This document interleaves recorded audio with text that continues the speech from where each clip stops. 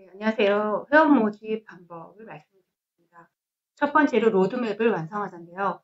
로드맵이라 하면 선생님께서 수업을 어떻게 시작을 해서 어떻게 마무리를 할 것인지에 대한 전체적인 지도라고 생각을 하시면 되겠습니다.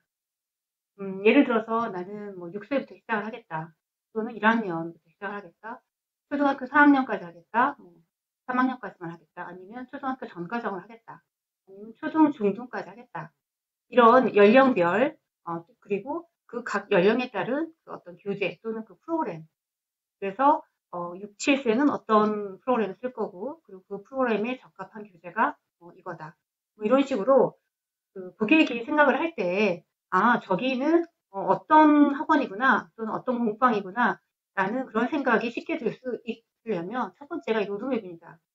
그래서 몇 세부터 몇 시작을 한다라는 부분이 일단 가장 중요해요. 그리고 몇 세까지 완성한다. 왜냐하면 6, 7세를 중심으로 하시는 분이 저는 6세하고 7세를 합니다라고 하면요. 6세 조금 보내다가 말아요. 그런데 6, 7세를 중심으로 하더라도 초등학교 저학년까지 합니다라고 해야지 좀 더 어떤 믿음직한 신뢰가 갑니다.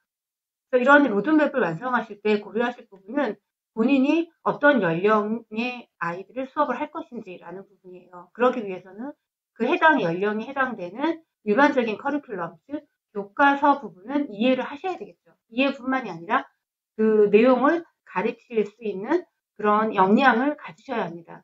초등학교 저학년까지라고 하더라도 전체 초등 전 과정에서 지금 2학년 또는 3학년에 배우는 평면도형이 이후에 5, 6학년에는 어떤 다각형의 둘레와 넓이로 연결된다라든가 2학년에 잠깐 나오는 쌓기나무라는 부분이 별로 그렇게 중요한 것 같지는 않지만 초등학교 6학년에 쌓기나무 단원, 공간 그 단원 안에서 쌓기나무를 다룬다라든가 그랬을 때 2학년에서는 이 정도는 가져가면 된다라든가 또 가령 뭐 시계 이런 부분을 많이 어려워하는데 1학년 때 나오지만 1학년 때는 뭐 정시 30분 정도만 나온다.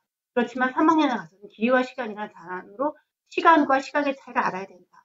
그러면 7살 1학년 때부터 아이들에게 그냥 시간과 시각의 정확한 의미를 선생님이 알고 계셔서 시각을 오늘은 공부하자 이렇게 자연스럽게 단어 선택이나 이런 부분도 좀 조심스럽게 배우는 부분이 있거든요. 그렇기 때문에 이 로드맵이라는 것은 가장 중요합니다. 그러니까 일단 연령 부분에 대한 고민을 하셔야 되고요. 그리고 두 번째는 그 연령, 그리고 그 연령의 특징을 파악하실 필요가 있습니다. 예를 들어서 5세, 6세, 5세부터 이제 보통 시작을 합니다. 그런데 5세, 6세를 할지 아니면 나는 7세부터 할지, 1학년부터 할지 그건 선생님께서 선택하시면 되는 부분이에요. 그런데 5세, 6세를 하고자 한 선생님은 어떻게 했습니까? 5세, 6세 친구들의 발달 단계에 대한 이해가 되어야 된다. 즉, 뭐, 유아교육이라든가 그쪽에 전공을 하지 않았다 하더라도 아이를 키워본 경험 속에서 그때 그 아이의 특징을 안다든가 최소한 어떤 경험 속에서 또는 어느 정도의 이론적인 학습을 하셔서 5세, 6세 아이들 같은 경우에는 초등학교에 비해서 논리적 사고력이 부족하고 자기 중심적인 사고가 발달될 수밖에 없다. 6세 아이들이 고집이 세서 저 아이가 저러는 게 아니라 발달 단계의 특징이구나. 그러면 그때의 어떤 게임으로 접근하는 수업 방식에 있어서는 서로 간에 어떤 게임을 해서 상호 작용이 과연 5, 6세 때는 얼마나 필요할까? 힘든 부분이거든요. 그런 거에 대한 이해가 필요하다는 겁니다. 그 초등학교 저학년 때는 아이들이 또 어떤 특징이 있는지, 초등학교 9학년 때는 어떤 특징이 있는지 그런 부분들을 아는 게 필요하죠. 그래서 그 연령에 적합한 프로그램은 어떤 것인지. 그래서 저희 이 프로그램 쪽에 관심을 가지고 계시는 분들은 적어도 초등학교 저학년 때까지는 상해사고력이 중요하다라는 부분을 알고 계시는 거예요. 상해사고력이라는 부분은 일반 교과 수학에 비해서 사고력 부분에 대한 좀 더 집중적인 그런 원론적이고 개념적인 부분을 연구를 하죠. 그렇기 때문에 아이들에게 적합한 부분이 교구를 통한 수업이라는 걸 알게 해주고 그리고 이제 그 교구를 사용함으로 인해서 아이들이 이제 수학적 개념을 훨씬 더 가깝게 접근을 하는 부분이고요.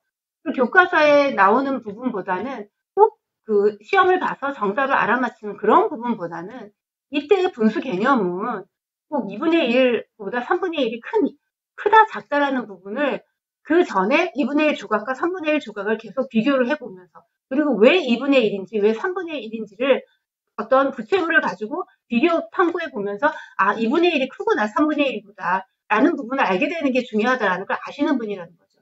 그러면 창의 사고력 부분을 초등학교 3학년 때까지 필요하다라고 하면 창의 사고력에 맞는 그런 교재 선택을 하셔야 되는 거고요.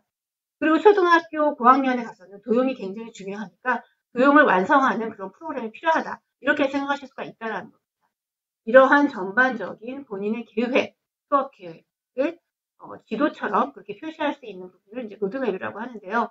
이 로드맵을 완성을 하시면 로드맵을 보기 쉽게 그리고 또 알기 쉽게 어떤 장표라든가 아니면 이런 파일로 된 형태도 괜찮겠고 어떤 프린트물도 괜찮겠고 예, 그런 것들로 작성을 하셔서 그 선생님 고객들이 오셨을 때 상담하기 유효한 그런 것들이 필요합니다. 그래서 그 로드맵에는 연령과 각 단계 그리고 그 단계에 맞는 교재 그리고 그 교재의 특징 이런 것들이 소개가 되어 있으면 좋겠죠.